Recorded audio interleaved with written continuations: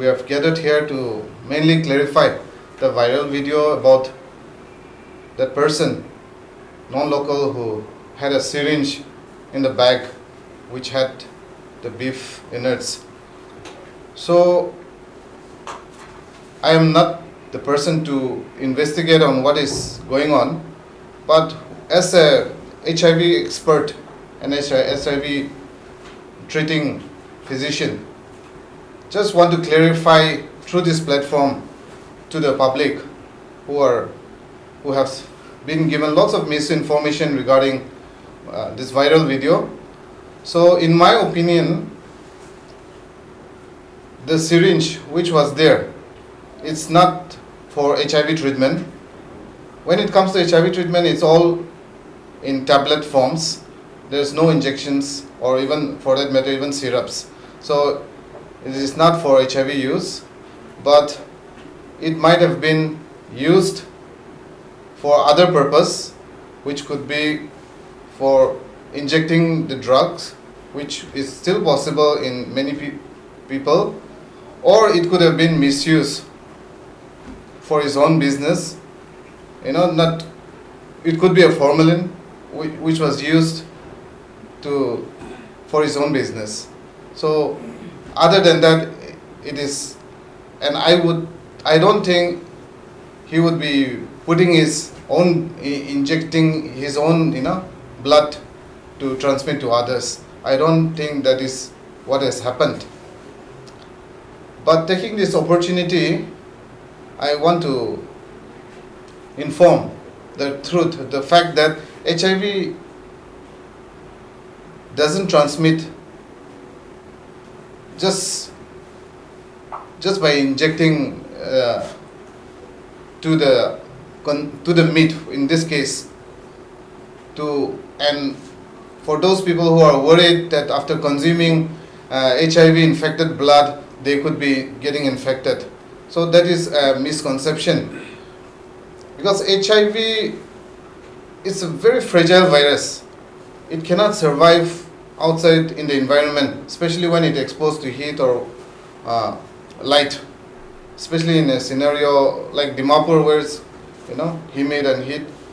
HIV virus cannot survive for it becomes inactive once it's exposed outside the body. So in such scenario, HIV cannot cannot be infectious to others, especially even by consuming. For example, the pH level of the HIV to survive is very fragile. So there's no way that HIV will spread to others through consumption of such meat. That's why that is not to be worried. But HIV as such, as we are discussing, HIV doesn't survive outside the body for too long. It will become inactive and it will become non-infectious. So just by sharing the same toilet, for example, sharing the same swimming pool, for example, sharing the same gym like sweat for such guys, it doesn't spread. Yes, HIV can be infectious through needles, especially sharing the infected needles by injecting drug users. Otherwise, if there was an injection, there was a HIV infected needle, and then it can be infectious to others if there is a direct injury, which we call it needle prick injuries. But the survival of the virus, if it is there in the needle for a long time, like more than an hour or so, then it becomes inactive because it is exposed.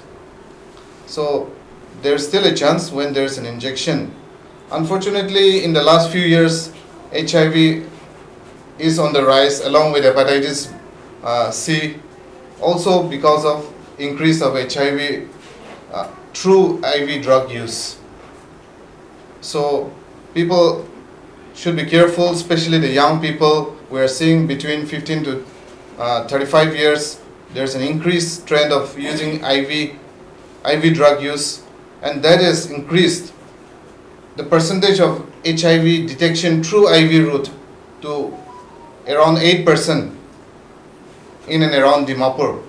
A month, Previously, a year, a month. in the last few years, maybe a couple, I would say 2 to 3 years. Previously, the percentage of IV has reduced, to What 1%. 1%. Yeah, but now it has crossed 8%. If we say the last 1 year status, That's for Dimapur. yeah, for The Dimapur, district or including Jumu and Newland? that includes Jammu and Newland. Undivided Dimapur district. Yeah, undivided, united Dimapur. So the percentage is high through IV use in the last 1 year. There is only, when it comes to HIV transmission or HIV infection, there's only 4 routes of HIV transmission, nothing else. And the most common, especially among the young people, is by unprotected sexual intercourse with a HIV infected partner. And when HIV is, HIV is not suspected, it's a STD, it's an STI, but it cannot be seen like another STIs or STDs. We can never make out by looks that a person is having a STI of HIV. Maybe when there is a related STIs, then there could be some doubt. That is why HIV is in the general population now, and it is not possible to differentiate that HIV as another STI. And therefore, around 92% is getting HIV through unprotected sex. And that is the most common. That we include that for even MSM, men who have sex with men, or male heterosexual route of transmission. And that is the most common. The second, as we have said, the trend is increasing, is HIV transmission through IV drug use, injecting drug use. So sharing the infected needles or through needle prick injuries, that is the second cause or risk factor of HIV transmission. The third is by blood transfusion of infected blood, HIV infected blood. That could be the possibility, but fortunately all bloods are screened before transfusions, and doctors are very careful in order to advise blood transfusion unless it is needed. And so, but there's still a risk when people are not careful and just get the blood transfusion without screening. The fourth and the last route of transmission is mother to child. When a mother is infected with HIV and is pregnant and not on treatment, then HIV can be transmitted from mother to child during pregnancy, during delivery of the child, and during breastfeeding. Unfortunately, in Nagaland stands as the highest HIV prevalence among the ANC, antenatal checkups, in India. We are at the top state. Whereas when it comes to general population, we are at the second top prevalence, HIV prevalence state in India.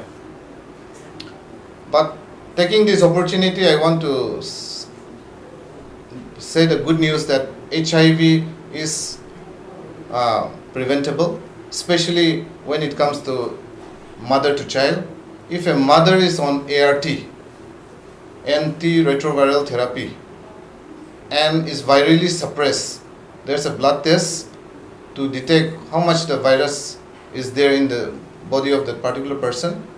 So when a mother is virally suppressed on ART regularly, then there is negligible chance of transmission to the child, to the unborn child, during pregnancy, during delivery, as well as during breastfeeding. So that is the good news. And also, if a patient is on ART regularly, lifelong. It's a lifelong therapy.